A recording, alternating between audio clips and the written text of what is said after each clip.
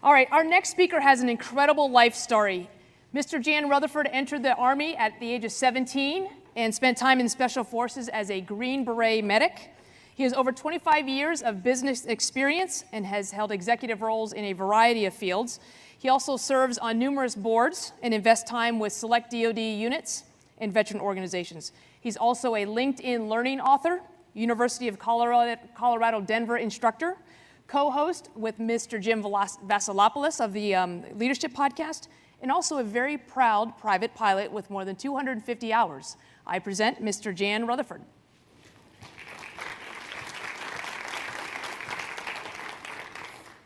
Sir, congratulations for your commission. There's no finer officer than a Mustang officer. They're smarter, more capable, and have better instincts. Yep, I saluted Sergeant Norman when he said that, and I quite agreed with him, actually. I was a sergeant at 19. I was a Green Beret, and now I knew everything because I was a second lieutenant, right? 22 years old, I had it all figured out. Of course I didn't. But I had a great mentor at one point that came along, and instead of telling me all the errors of my ways, he basically told me a story. He said, at one point in my career, I was tasked to build a bridge over a stream to help tanks get across. And so, as a prior enlisted soldier, I got down in the mud with my men.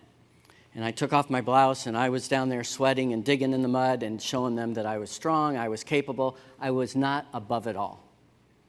I was very proud of myself. All of a sudden, the colonel came, a battalion commander, and went like this. And he asked him to follow him up the hill. And he goes up the hill, and the colonel sits under a shade tree, lights a cigar, and starts smoking. Now, he doesn't say anything to the lieutenant. Lieutenant's thinking, what the heck is going on here? 10 minutes go by. 20 minutes go by. The colonel still says nothing to the lieutenant. All of a sudden, he's thinking, you know, my men are probably really thinking I'm a terrible officer. I'm up here. I'm sure they can smell the cigar smoke and think I'm just slacking. 30 minutes go by. Colonel says nothing. 45 minutes go by, and all of a sudden, the lieutenant goes, you know, we should have. And the colonel said, exactly. Stood up, walked away. What do you think happened?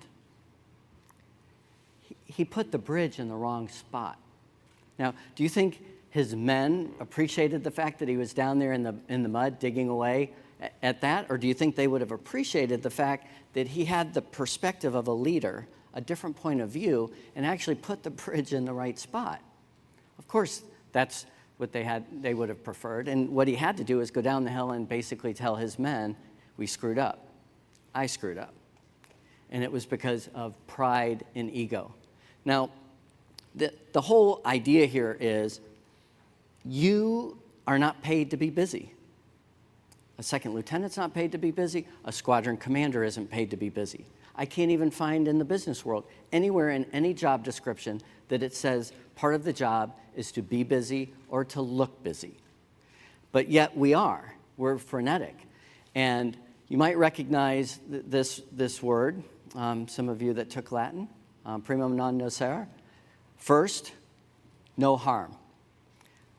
Physicians take that oath, right? Do no harm. But as leaders, we don't have a similar oath, but we should.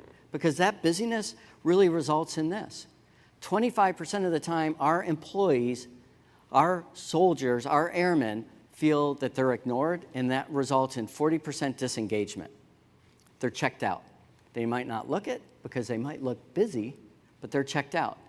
A third of the time, when we give feedback, we actually produce a decline in performance. Whenever we give feedback, we actually initiate the flight or fight response anyway. And a third of the time, we're so busy, we're rushing through it, we actually decrease performance. I've got a ton of executives that I work with that think 15 minutes a week is okay as far as coaching time with their people. Think about a professional sports team, basketball team, 5 people. Do you think they get coached once a month, twice a year, once a year? They get coached every day in practice and even in the game. They're coached all the time. Yet we think there's shortcuts to it, there's hacks to it, and there aren't. And all this busyness results in us not really being trusted by our teams. And if we've heard from all the lectures so far today, if we don't have trust, we have nothing when it comes to our team. So what's the solution to all this? Okay, those of you taking notes, it's one word. Stop. Just stop. Slow down and take a break. It's this whole idea of solitude, about stepping back from it all and having time to reflect, to figure out what's important, what's the root cause, what's the cause and effect, what are the patterns, what are the connections I need to make to be more effective. You've heard a bunch of people quote Socrates today about know thyself. Super important. Well, this whole idea isn't new. In fact, the Chinese have a proverb that goes something like this. There was a king that was going to turn the kingdom over to his son. And he said, first you have to go to he said, first you have to go see the master. So the prince goes to the master and he says, okay, here I am. What do I need to do to become king? And the master says, well, it's simple. You need to go out in the woods for a year and then come back and tell me what you heard. Pretty simple exercise. So the prince goes off for a year. He comes back.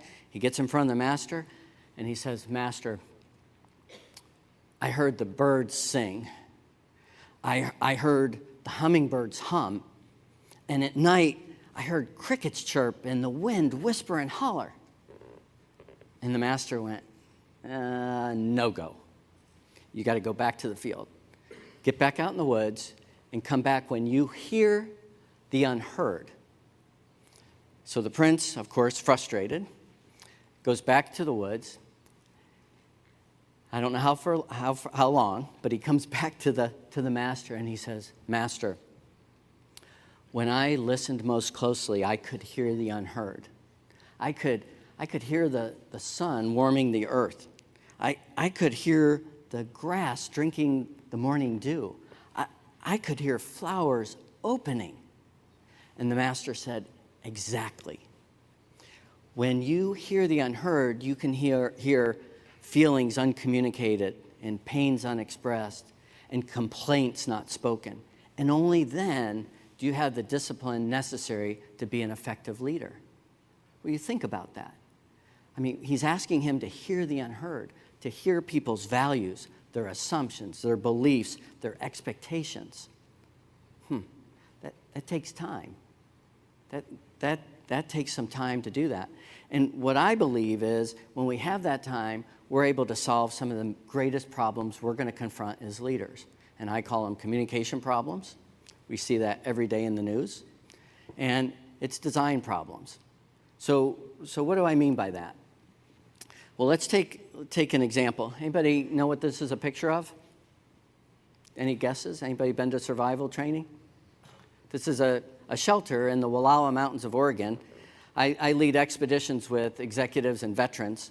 And on this particular one, we had 2 teams of 8. Each team had 4 executives and 4 veterans. When I went to this team and said, your job is to make a shelter that would last 3 days, and you have 1 hour to do it. I went and I saw these 8 people. I said, what are you doing? And one fellow said, well, I'm carrying this log over to here. They told me to get a big log, and we're building some sort of shelter.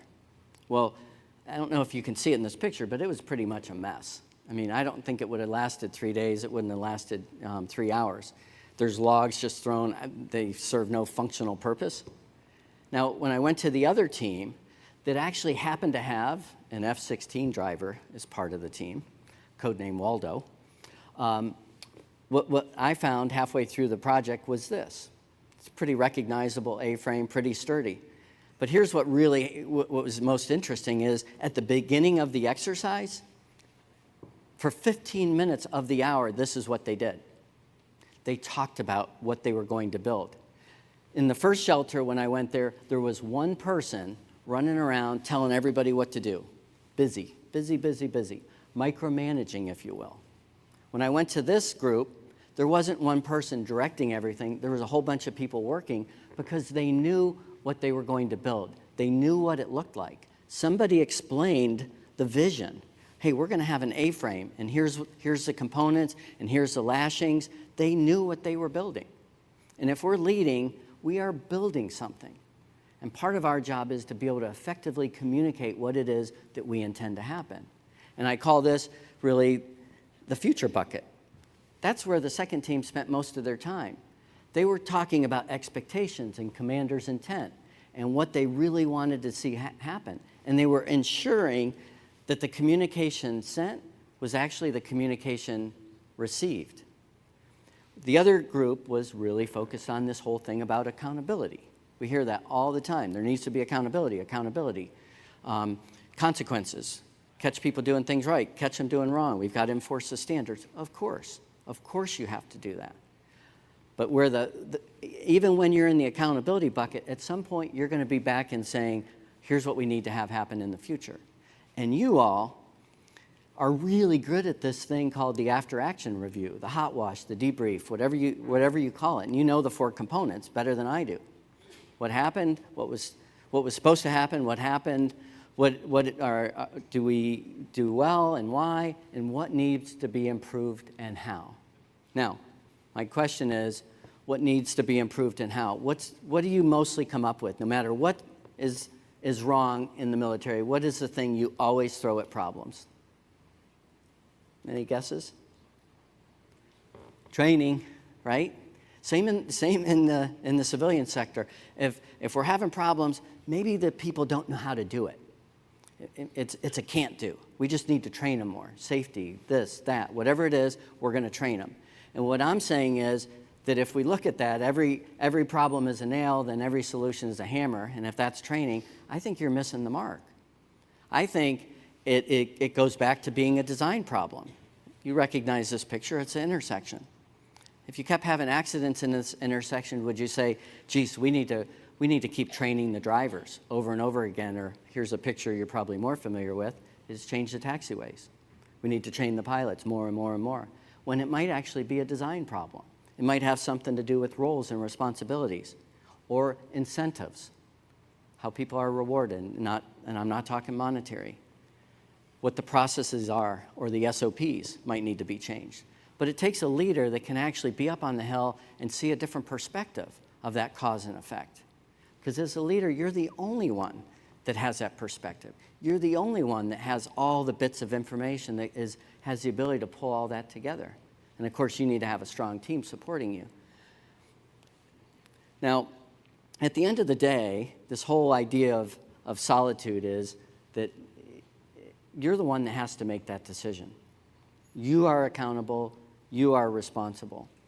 And you're thinking, well, okay, that's great. There's a lot of demands on my time.